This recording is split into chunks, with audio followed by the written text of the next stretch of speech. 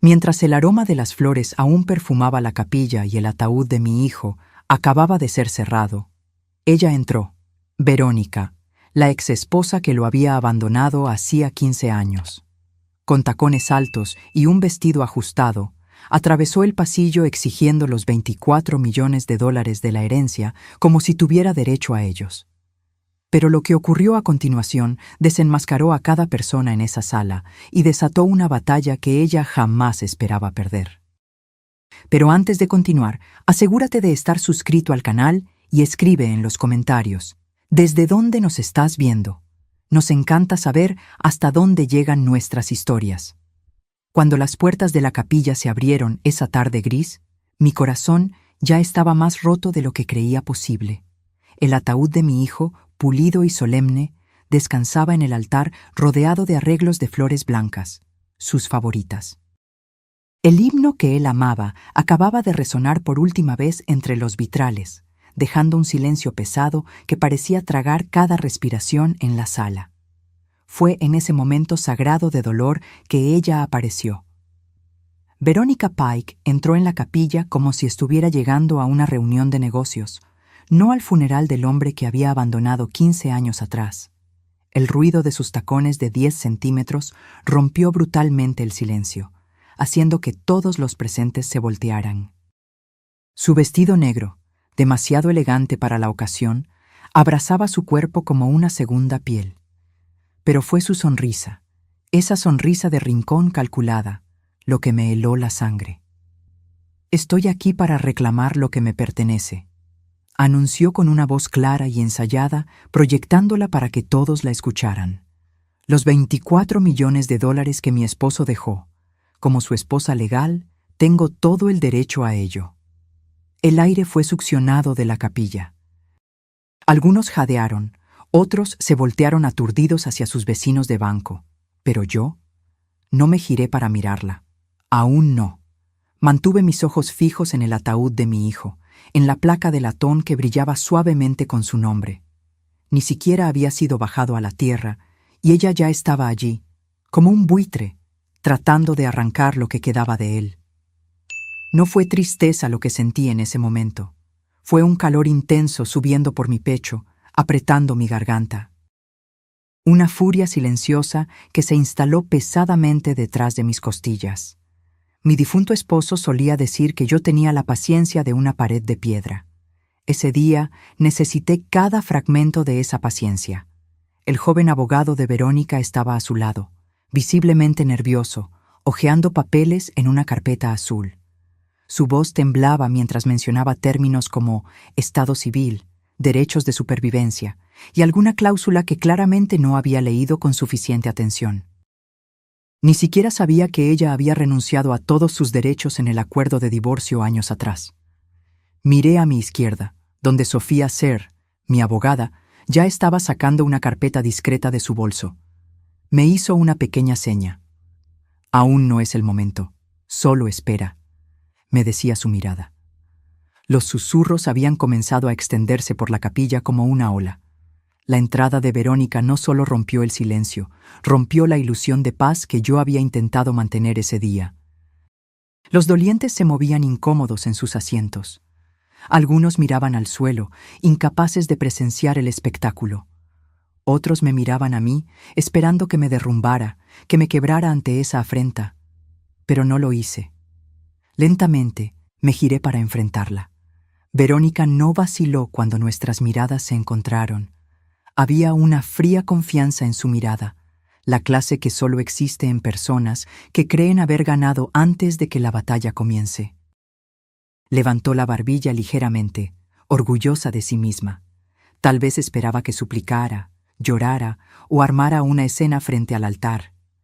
Pero permanecí inmóvil, y eso pareció desestabilizarla, porque su voz se volvió más alta, más insistente. «No estoy aquí para pelear. Estoy aquí para tomar lo que es legalmente mío». Finalmente hablé, mi voz más fría que la de ella, perfectamente controlada. «Tú no eres su esposa. Ya no». Por un segundo ella dudó. Su abogado susurró algo, volteando una página en sus documentos, pero pude verlo en su rostro. Ella esperaba que yo no conociera la ley. Esperaba que estuviera demasiado perturbada para reaccionar. Pensó que este funeral era su escenario y que yo estaría demasiado rota para contraatacar. Fue entonces cuando Sofía se adelantó, silenciosa como una sombra, y le entregó al oficial de la iglesia una copia del decreto de divorcio, sellado, autenticado. La renuncia total a cualquier futura reclamación de bienes había sido finalizada hace más de una década. No necesité decir nada más. La verdad estaba allí, impresa en tinta oficial, y el silencio que siguió fue más ensordecedor que cualquier grito. Alguien tosió nerviosamente. Otro murmuró: «Dios nos ayude». Verónica se quedó quieta, con los labios apretados, los ojos recorriendo los bancos de la capilla. Estaba esperando que alguien la defendiera. Nadie lo hizo. Y yo me quedé allí, no triunfante, no arrogante, solo firme. Pasé 15 años criando a mi hijo sola, después de que ella lo dejó, sin nada más que deudas médicas y un corazón destrozado. Estuve presente en cada sesión de radioterapia, cada cirugía, cada llamada nocturna, cuando el dolor venía más rápido de lo que los medicamentos podían seguir. Ella estuvo ausente, completamente desaparecida, hasta que el dinero valió la pena para regresar. Cuando finalmente me giré para salir de la capilla, no miré hacia atrás. Caminé hacia la salida con Sofía a mi lado, nuestros pasos lentos y uniformes, como si estuviéramos marchando hacia una batalla que apenas comenzaba. Escuché a alguien susurrar mi nombre con simpatía. Otro dijo: «Justicia». Pero yo no necesitaba simpatía. No quería justicia. Todavía no. Porque sabía que esto no había terminado, ni de lejos. Lo que estaba por venir haría que el funeral pareciera solo un preludio. Afuera, el viento había aumentado, azotando hojas secas alrededor de los escalones de piedra. Sofía me alcanzó y silenciosamente me entregó un sobre marrón. Lo puse debajo de mi brazo sin decir palabra. Ambas sabíamos que lo necesitaría muy pronto. El director de la funeraria nos encontró en la acera, claramente perturbado, para disculparse por la interrupción. Le dije que no se preocupara. «La muerte no siempre trae dignidad», respondí. Él no supo qué decir después de eso, y yo no necesitaba que lo supiera. Entramos en el auto. Sofía condujo. Me senté en el asiento del pasajero, mirando por la ventana, con las manos cruzadas, respirando despacio, no calma, solo controlada. Hay una diferencia. Tomamos exactamente 11 minutos para llegar a la oficina de SER y Asociados en el centro de la ciudad. La asistente de Sofía ya había preparado la sala de conferencias, cerrando la puerta detrás de nosotras y asegurándola con un suave clic que parecía sellar el mundo exterior. Sofía puso 2 documentos sobre la mesa de madera oscura y los alisó con manos precisas. El primero era el último testamento actualizado de mi hijo, fechado 9 meses antes de que falleciera. Yo estaba sentada a su lado cuando lo firmó, sus manos delgadas pero firmes. En el documento dejaba todos sus bienes para mí: el dinero, las acciones de la empresa, la propiedad, el seguro, incluso los derechos intelectuales de la aplicación que había diseñado en sus meses finales. No había mención a Verónica, ni una sola línea. El segundo documento era el acuerdo de divorcio de 15 años atrás, una renuncia total de derechos futuros a cualquier bien actual o futuro, finalizada y autenticada. Sofía tenía la copia certificada en mano, junto con el registro del notario. Sin fisuras, sin ambigüedad. Aún así, la voz de Sofía era mesurada cuando habló. «Verónica no tiene en qué apoyarse, pero es audaz. Espero que esto escale». Asentí, mi mandíbula apretada, no por miedo, sino por un enfoque absoluto. Si Verónica quería convertir esto en una guerra, la encontraría en las líneas del frente.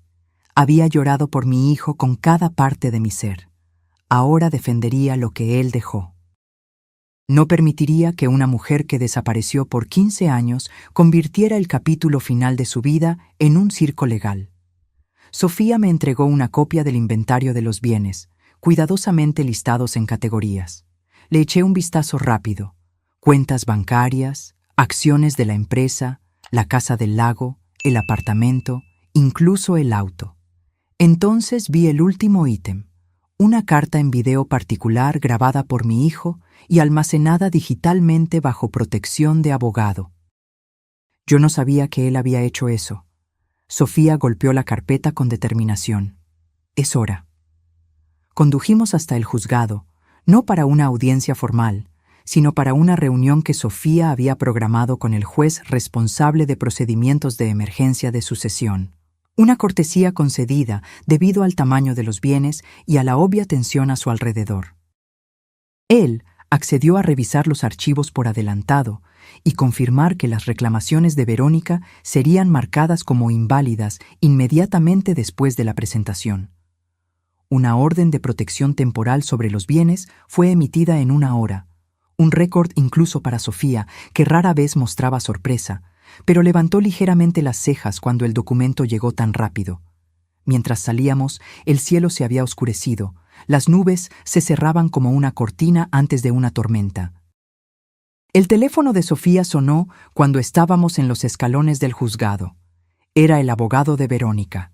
Ella contestó en alta voz, permitiendo que yo escuchara cada palabra. La voz de él se quebró mientras pedía una reunión para discutir una posible resolución conjunta. Sofía respondió con una frialdad profesional que ya conocía bien. Todas las conversaciones debían ser por escrito, y la interferencia de Verónica en un servicio religioso sería incluida en cualquier respuesta formal. No hablé durante la llamada. No lo necesité. Pasé años siendo silenciosa por la paz, por mi hijo, por la familia. Ese tiempo se había acabado en el momento en que Verónica dijo $24 millones frente a su ataúd. Esa noche, en casa, abrí la carta en video particular. Mi hijo estaba sentado en la silla cerca de la ventana, la misma silla en la que solíamos leer juntos cuando él era solo un niño. Su voz era tranquila, su tono claro y firme, a pesar de la evidente debilidad física. Habló sobre la fundación que quería que yo construyera, las becas comunitarias, el jardín conmemorativo detrás del laboratorio de tecnología. Habló sobre mí, sobre cómo lo apoyé, sobre la fuerza que esperaba que yo continuara demostrando incluso después de que él se fuera. Entonces, cerca del final, dijo algo que jamás olvidaré. Si ella regresa, necesito que te mantengas firme, no solo por mí, sino por ti. Ella se alejó de mí, pero tú, mamá, tú nunca lo hiciste. Te mereces todo lo que te dejé. Te elegí a ti. Reproduje esa última parte 2 veces, dejando que el peso de esas palabras se asentara en mi pecho como una mano, presionando firmemente, pero con ternura. No lloré. No esa noche. Habría tiempo para eso después. Ahora tenía una decisión que tomar. Abrí el cajón de mi escritorio y saqué un bloc de notas. Escribí 3 nombres. 3 personas que apoyaron a mi hijo cuando Verónica no lo hizo. 3 personas que presenciaron cosas, que sabían cosas. Una de ellas tenía acceso a registros hospitalarios. Otra había archivado los contratos de desarrollo. La tercera poseía correos electrónicos personales que nunca fueron divulgados. No se trataba de venganza, se trataba de protección. No permitiría que ella reescribiera su historia, no mientras tuviera aliento en mis pulmones, no mientras aún tuviera su voz en mis oídos. A la mañana siguiente, la noticia se extendió. No sobre el dinero, eso vendría después, sino sobre lo que sucedió en la iglesia, sobre la entrada de Verónica, sobre el enfrentamiento, sobre el silencio que siguió. Mi teléfono sonó antes del amanecer. Viejos vecinos, primos lejanos, personas de las que no había sabido en años llamando para preguntar cómo estaba.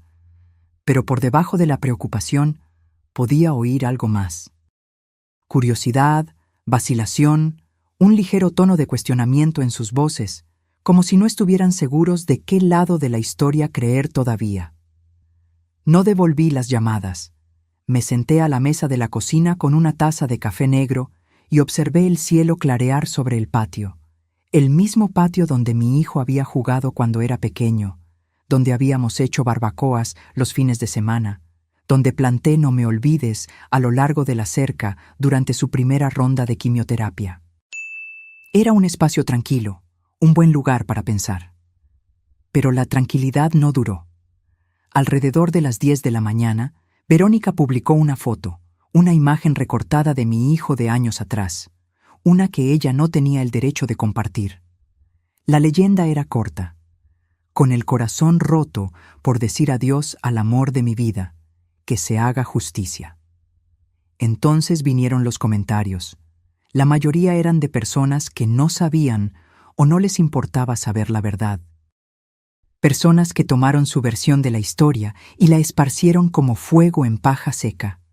Había emojis de simpatía, palabras como valiente e injusto y trágico.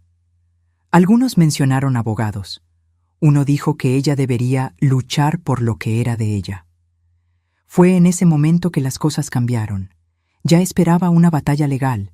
Ya había asegurado los documentos. Pero esto era algo diferente. Esto era público. Era imagen.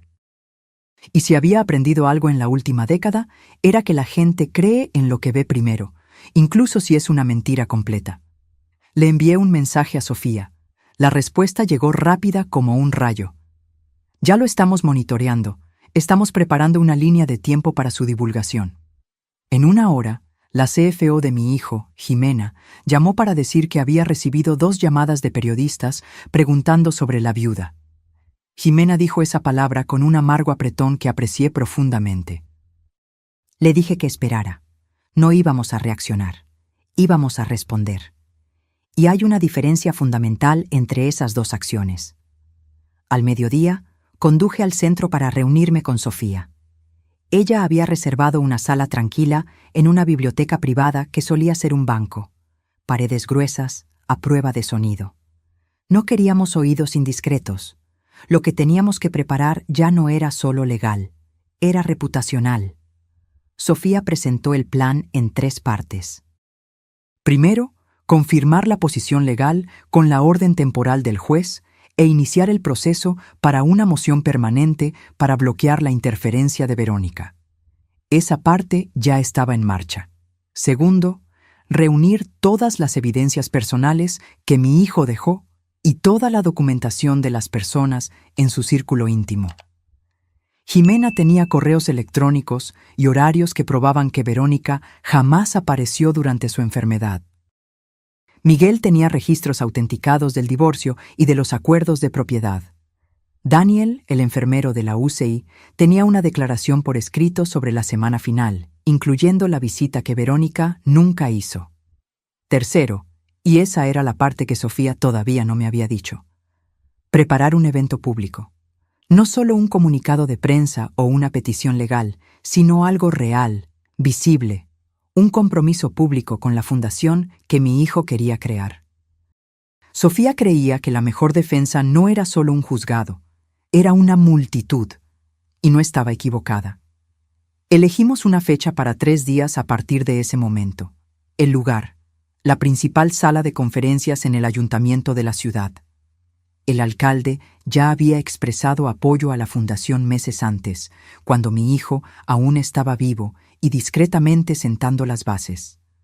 Aún teníamos las cartas, los permisos, todo lo que él había arreglado.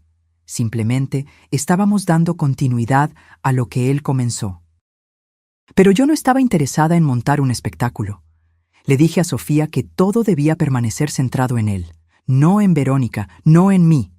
La causa, la misión, el impacto comunitario, eso era lo que importaba. Aún así, sabía que Verónica vendría y necesitaba estar lista. Esa noche, visité el antiguo despacho de tecnología donde mi hijo solía trabajar. Las luces estaban apagadas, los muebles cubiertos. El equipo se había mudado después de la adquisición, pero Jimena aún tenía las llaves. Me encontró al frente y me llevó a su vieja mesa. La silla todavía estaba allí, así como la taza con una astilla en el asa. La pizarra con notas semi-borradas sobre la funcionalidad de la aplicación, en su caligrafía que yo reconocería entre miles. Jimena me entregó un pendrive sin decir mucho, solo presionándolo en mi mano con un gesto determinado. Dentro estaban los últimos 2 meses de correos electrónicos privados de mi hijo. Ella había filtrado todo lo que era irrelevante. Lo que quedó eran comunicaciones sobre la fundación, sus instrucciones médicas finales y sus últimos contactos con consejeros legales. Más tarde, esa noche, me senté en mi propio escritorio, el mismo en el que solía corregir trabajos cuando yo enseñaba en 2º grado, y abrí el pendrive. Había 3 correos marcados con estrellas rojas. Uno para Sofía, uno para Jimena, uno para mí. El que era para mí nunca fue enviado. Lo había guardado como borrador. Decía: «Mamá, si estás leyendo esto, yo ya me fui. Y si ella aparece, sé que será difícil, pero necesito que recuerdes que tú eres la única que se quedó. Estuviste allí cuando no podía caminar, cuando no podía dormir, cuando era más tubos que piel. Tú nunca saliste de la habitación, así que no dejes que ella reescriba lo que tú y yo vivimos. Yo te elegí a ti, no a ella, nunca a ella». Fue en ese momento que mi duda desapareció. No es que hubiera planeado rendirme, pero algo dentro de mí se calmó. Había cargado con dolor y furia toda la semana. Ahora tenía claridad. Verónica quería usar la opinión pública como arma. Yo levantaría la verdad, no solo en el juzgado, sino frente a cada persona que había visto su publicación y creído la mentira. 3 días después del funeral, entré al ayuntamiento por la entrada trasera. Sofía lo había arreglado así: menos ruido, menos ojos. El auditorio ya se estaba llenando de gente: prensa local, inversores de tecnología, líderes comunitarios. La oficina del alcalde había confirmado su presencia, no para dar un discurso, sino para mostrar apoyo. Eso importaba más. El evento era simple en el papel: una dedicación, el lanzamiento público de la Fundación Conmemorativa Holbrook. Pero todos sabíamos que era más que eso. Era un mensaje. Las sillas se dispusieron en filas frente a una pantalla de proyección. Una pancarta estaba colgada cerca del frente: un legado de propósito. El rostro de mi hijo estaba en el programa, sonriendo de esa manera discreta que él siempre tenía cuando estaba orgulloso, pero no quería atención. Esa sonrisa hablaría por él ahora. Sofía y Jimena se encargaron del registro de la prensa. Miguel estaba posicionado cerca de la mesa lateral con carpetas legales. Daniel, el enfermero, se ofreció a acompañar a los invitados mayores. Todos tenían un papel. Todos entendían lo que estaba en juego. A las 10:02 las puertas se cerraron. A las 10:05 Sofía subió al podio y golpeó el micrófono una vez. No sonrió. No estaba allí para encantar a nadie. «Buenos días. Estamos aquí para honrar la visión y los valores de un hombre que vivió con una brillante discreción y dejó un plan para tener un impacto. Lo que verán hoy no es sobre pérdida, es sobre intención, sobre claridad, sobre verdad». Ella se apartó y las luces se apagaron. La pantalla se iluminó con un video fechado 5 semanas antes de su muerte. Mi hijo estaba sentado en una silla, con los hombros un poco encorvados, los ojos cansados, pero enfocados. El fondo era su oficina en casa, esa llena de libros y plantas y fotos que yo conocía de memoria. Su voz llegó tranquila, pero firme. «Si estás viendo esto, entonces ya no estoy por aquí, pero quería explicar con mis propias palabras por qué tomé las decisiones que tomé. No quería confusión. No quería discusiones. Quería que la verdad hablara por sí misma». Continuó describiendo su enfermedad, sus esperanzas para la fundación, su decisión de dejar sus bienes para mí y solo para mí, sus razones. No eran emocionales, no eran vengativas, solo mesuradas y claras. «Ella se fue», dijo sin dudar. «Cuando más la necesitaba, no estaba. Y cuando construí algo que valía la pena volver, ella regresó. No puedo permitir que eso defina mi legado. Estoy eligiendo a la persona que nunca se fue». La sala se quedó en silencio absoluto cuando el video terminó. Ninguna tos, ningún movimiento, solo inmovilidad. Me levanté, no porque quisiera, sino porque tenía que hacerlo. Caminé lentamente hasta el podio, sintiendo el peso de todas las miradas. Había hablado en aulas por 30 años. Había dado elogios fúnebres, brindis de cumpleaños y discursos de jubilación. Pero este momento era diferente. No se trataba de celebración. Se trataba de trazar una línea definitiva en la arena. Agradecí a todos por estar allí. Reconocí la presencia del alcalde. Luego leí los nombres de los primeros beneficiarios de la beca. Leí los nombres de las escuelas locales que recibirían apoyo tecnológico. Describí el fondo de ayuda médica de emergencia que llevaría el nombre de mi hijo. La audiencia escuchó atentamente. Nadie interrumpió. Entonces abordé la situación directamente. Algunos de ustedes pueden haber visto publicaciones en línea, escuchado rumores, leído comentarios. No responderé a chismes, responderé con evidencia. Jimena atenuó las luces de nuevo. La pantalla mostró correos electrónicos de mi hijo, etiquetados, fechados, comunicaciones verificadas con Sofía, con Jimena, conmigo. Documentaban sus intenciones, sus planes de herencia revisados, sus designaciones de beneficiario de seguro canceladas, todo, la base incuestionable de los hechos. Luego, vinieron documentos legales digitalizados, el decreto de divorcio, el acuerdo firmado, la renuncia de derechos. Resaltado en amarillo, la línea donde Verónica había firmado su consentimiento total para renunciar a cualquier reclamación futura. Finalmente, la última diapositiva, una captura de pantalla de un correo electrónico que Verónica había enviado a un amigo cercano 6 semanas antes del funeral. El mensaje había sido reenviado anónimamente a la oficina de Sofía. En él, Verónica escribió: «No me importa lo que cueste. Estoy volviendo para tomar lo que debería ser mío. Él me lo debía. Y si su madre quiere una guerra, estoy lista». Miré a la audiencia. Esa era su historia. Esta es la mía. Y esta fundación, este trabajo, este legado, pertenece al hombre que lo ganó. No a la que lo dejó. No a la que regresó cuando los titulares aparecieron. Algunas personas aplaudieron, luego algunas más. Cuando volví del podio, toda la sala estaba aplaudiendo. No sonreí. No me incliné. Solo asentí una vez y regresé a mi asiento. Verónica estaba allí. La había visto llegar tarde. Se sentó en la última fila, con gafas de sol, los labios apretados. Cuando las luces volvieron, se levantó y se fue. No hizo una escena. No habló. Pero sus tacones resonaron fuerte contra el suelo mientras se iba, como si quisiera ser escuchada, como si quisiera que alguien la persiguiera. Nadie lo hizo. Sofía se inclinó hacia mí. Ella va a contraatacar. No respondí. No lo necesité. Lo intentaría, y nosotras estaríamos listas.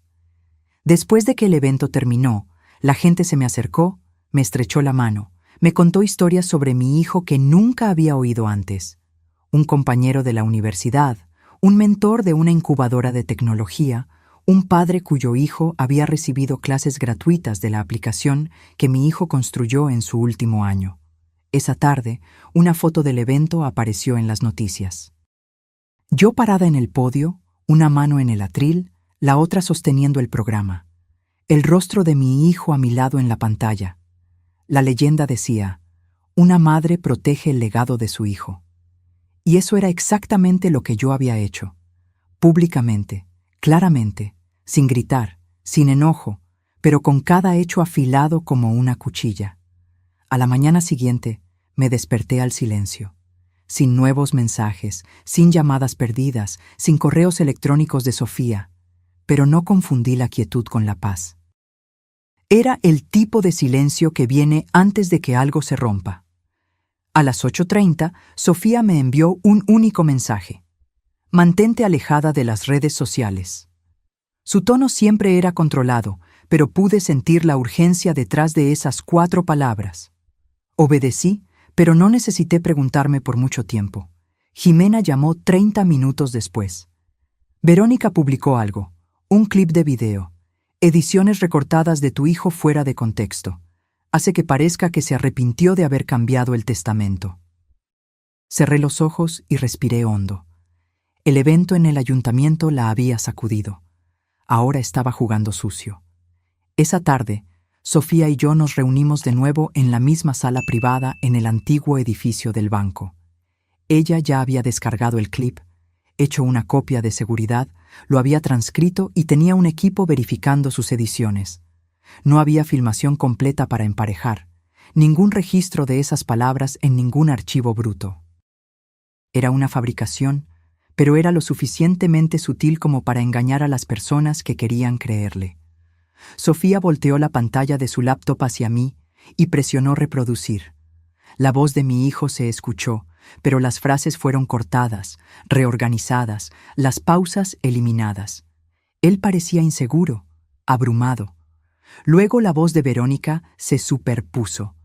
Ella hablaba gentilmente, con falsa simpatía, pero cada palabra implicaba que yo había manipulado a mi hijo para excluirla.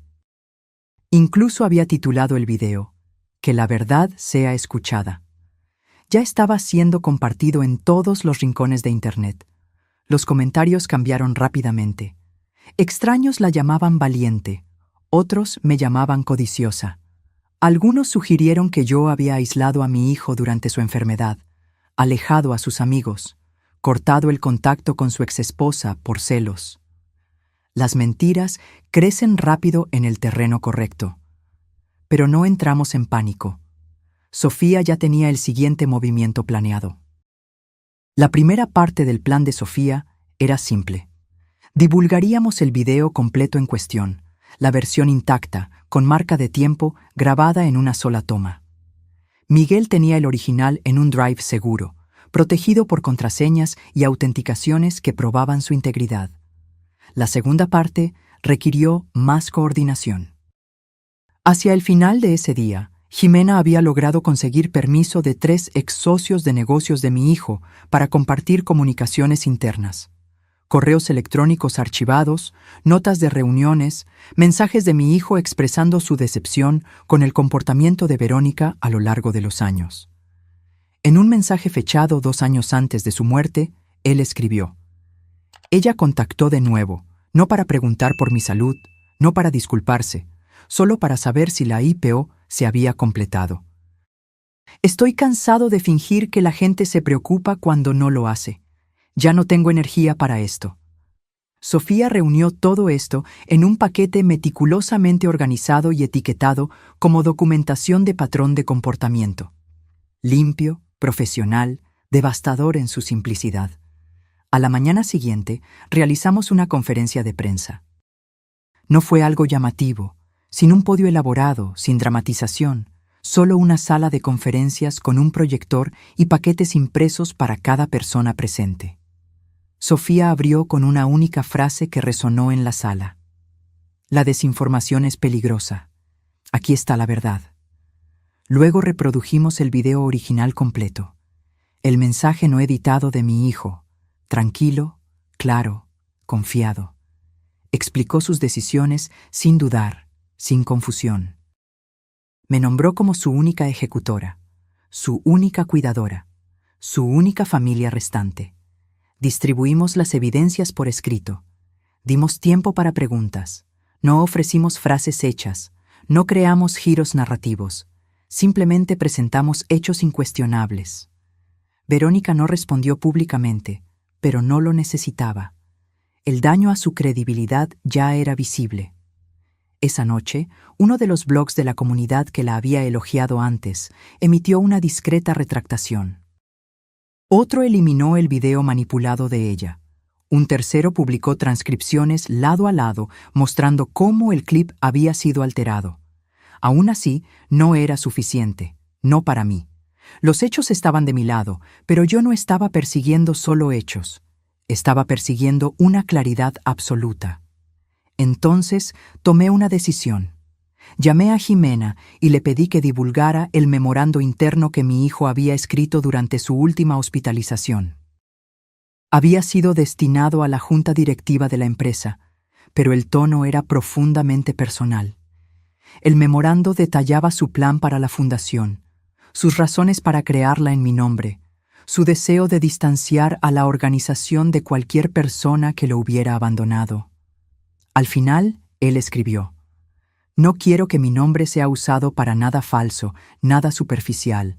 Si la gente va a recordarme, que sea por lo que realmente hice y por quien realmente me apoyó». Sofía dudó antes de aceptar. Era una pieza poderosa, pero también agitaría las cosas de nuevo. Le dije que ese era precisamente el objetivo. El memorando se publicó al mediodía, con el consentimiento de la Junta y respaldado por la Fundación. No atacó a Verónica directamente. No la mencionó por su nombre, pero expuso cada mentira que ella había contado simplemente por existir, como un rayo de luz que disipa sombras. Por la noche, comencé a recibir mensajes. Extraños, sobrevivientes de enfermedades graves, cuidadores, personas que habían visto a seres queridos morir lentamente y solos. Escribieron para decir que entendían, me creían. Habían visto a personas aparecer demasiado tarde solo para reclamar algo que no habían ganado. Pero incluso eso no me satisfizo por completo, porque Verónica no había terminado. A las 10:30 de esa noche, Sofía me llamó de nuevo. Ella presentó una moción para impugnar el testamento. Alega que tu hijo fue coaccionado. Alega que no tenía plena capacidad mental cuando hizo los cambios finales. Le pregunté a Sofía cuán fuerte era la alegación. Débil, respondió, pero forzará una respuesta formal. Iniciará el descubrimiento. Abrirá registros. Le dije que no tenía miedo de los registros. Déjala cavar, porque cuanto más profundo vaya, más descubrirá la verdad que estaba tratando de enterrar.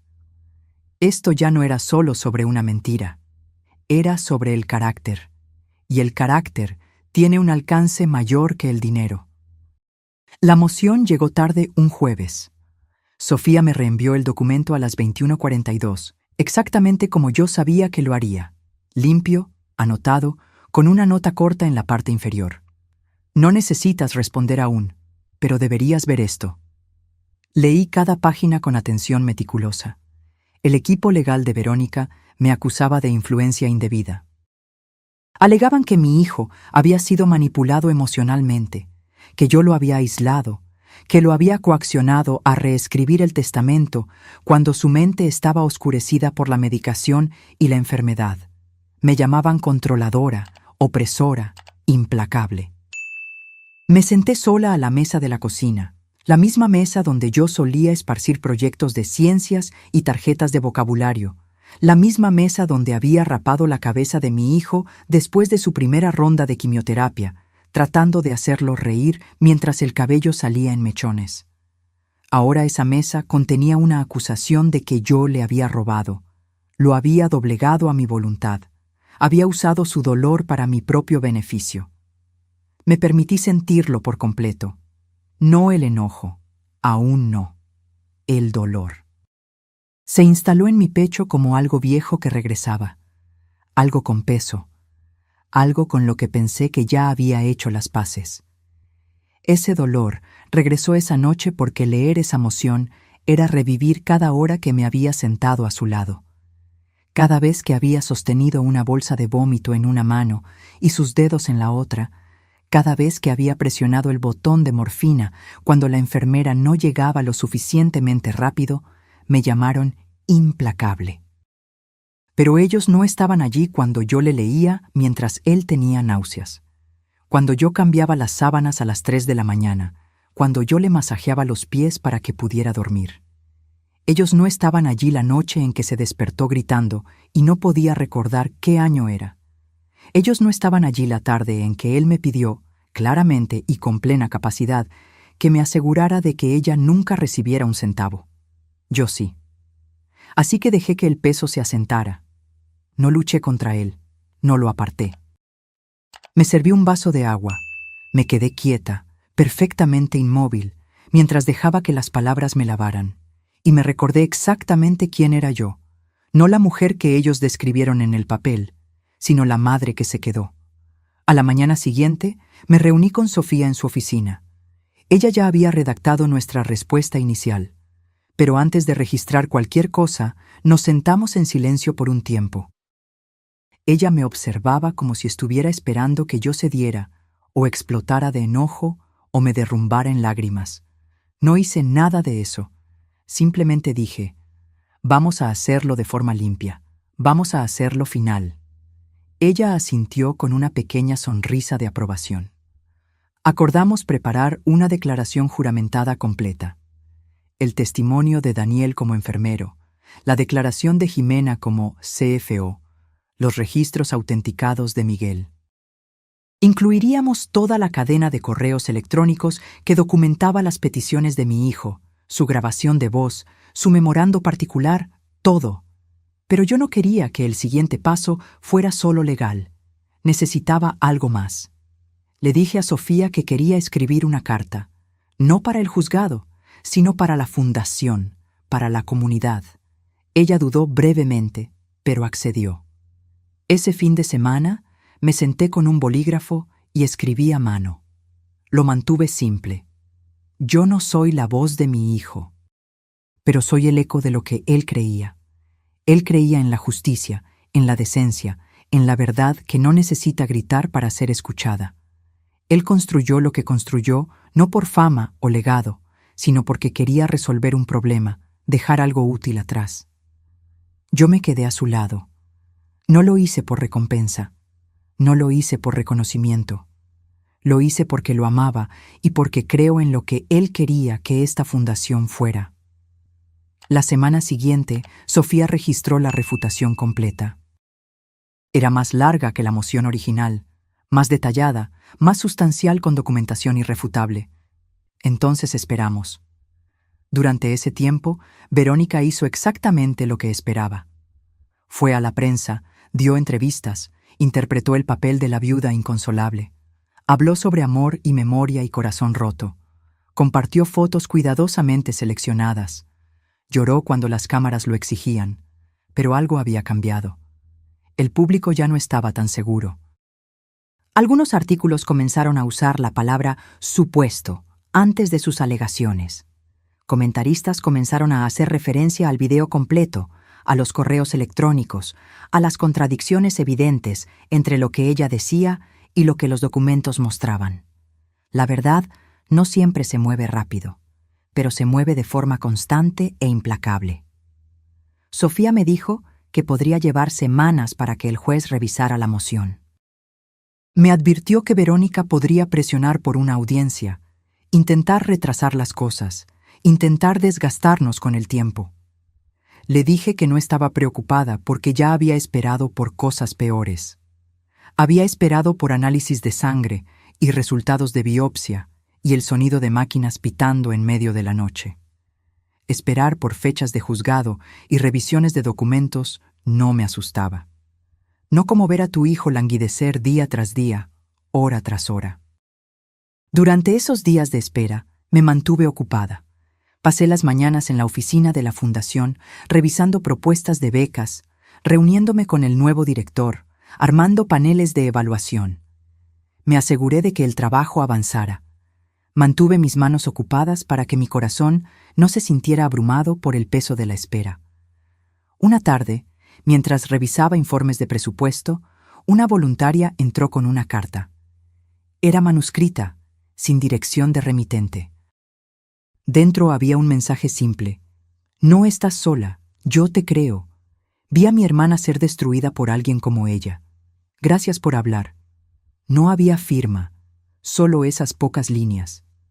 Aquello me recordó que lo que estábamos haciendo no era solo sobre propiedad o herencia.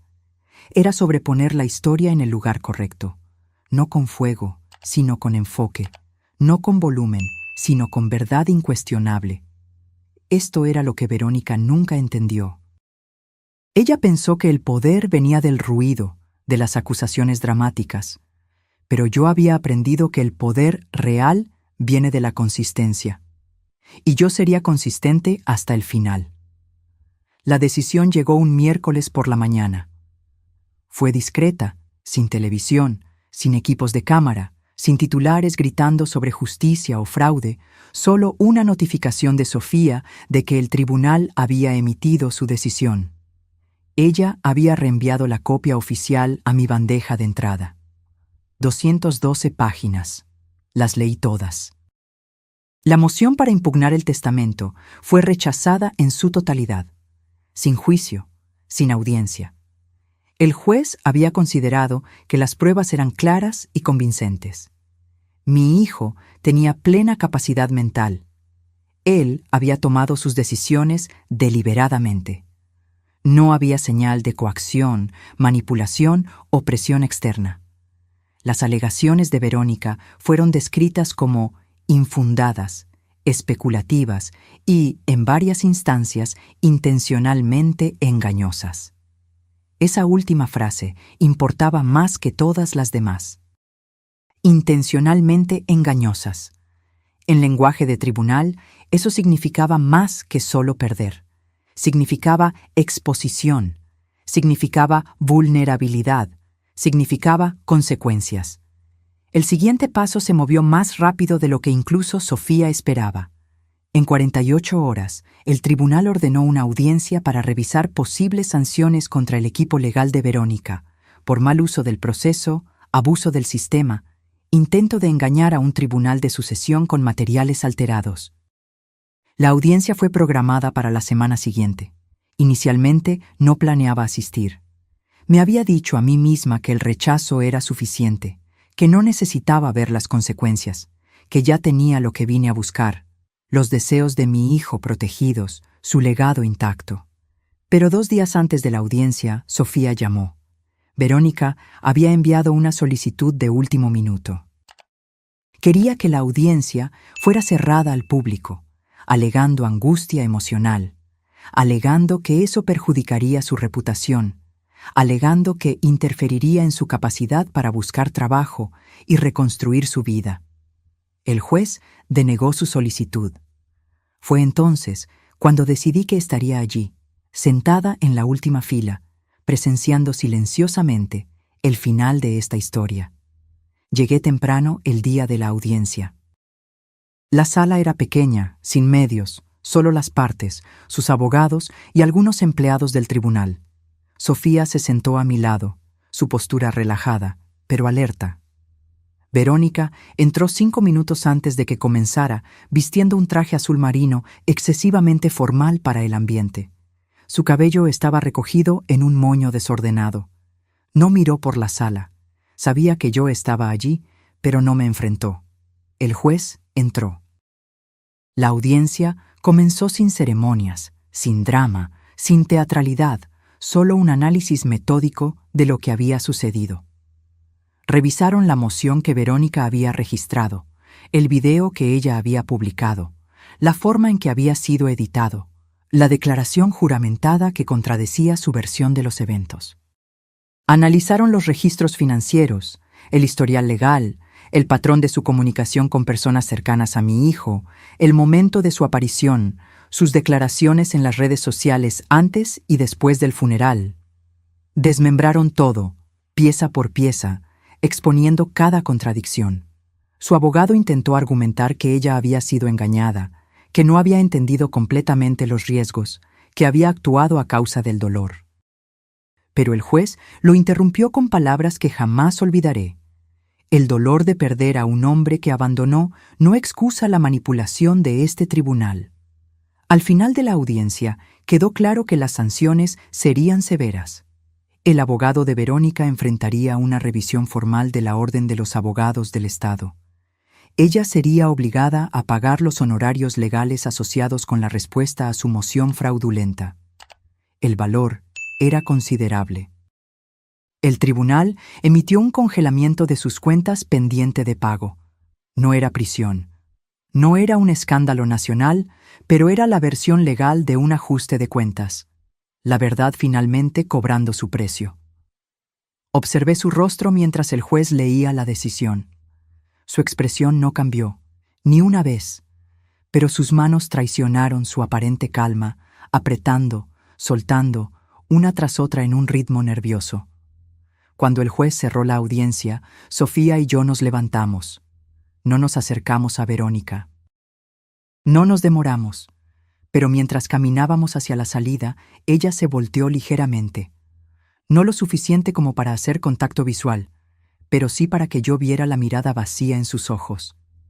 Ella había entrado en esta batalla pensando que podría doblar la realidad a su voluntad. Salió con su nombre manchado en registros oficiales del tribunal, sus finanzas bloqueadas, su historia desvelada como una red de mentiras. Esa tarde, Sofía envió una declaración a los contactos de prensa de la Fundación. Breve, profesional. La Fundación Holbrook respeta los hallazgos del tribunal y continúa comprometida en llevar adelante la misión definida por su fundador. Consideramos este asunto resuelto. Sin triunfalismo, sin tono de venganza, solo finalidad. Me senté en mi jardín esa noche sola, en el mismo banco donde mi hijo una vez se sentó después de su primer examen limpio, y respiré la tranquilidad. No la paz completa, aún no, pero la tranquilidad que viene después de que una puerta finalmente se cierra. En las semanas siguientes, la fundación floreció. Recibimos más ofertas para asociaciones de las que podíamos aceptar. Los primeros beneficiarios de las becas ya estaban siendo seleccionados. El jardín conmemorativo, detrás del laboratorio, comenzaba a tomar forma. En cuanto a Verónica, ella desapareció de la vida pública tan completamente como había desaparecido de la vida de mi hijo 15 años antes. Sin más publicaciones, sin más entrevistas, sin más cartas o correos electrónicos o intentos de contacto. Un día recibí una correspondencia, un sobre simple, sin remitente, solo mi nombre al frente. Dentro no había carta, solo una foto antigua de mi hijo de niño y un pedazo de papel con una única palabra. Perdón. No respondí. No había necesidad. Ese capítulo estaba cerrado, no con un grito o una celebración, sino con la calma certeza de quien protegió lo que importaba. Aún recibo cartas de mujeres que nunca conocí, de hijas viendo a sus madres sufrir, de madres viendo a sus hijos volverse extraños. Ellas no piden magia, solo verdad. Y yo se la doy, simple e inquebrantable. No estás sola, nunca lo estuviste. Tu historia no termina con el abandono. Puedes trazar la línea, puedes tomar el bolígrafo de nuevo. Y aunque el mundo nunca aplauda, tu paz es el aplauso más importante.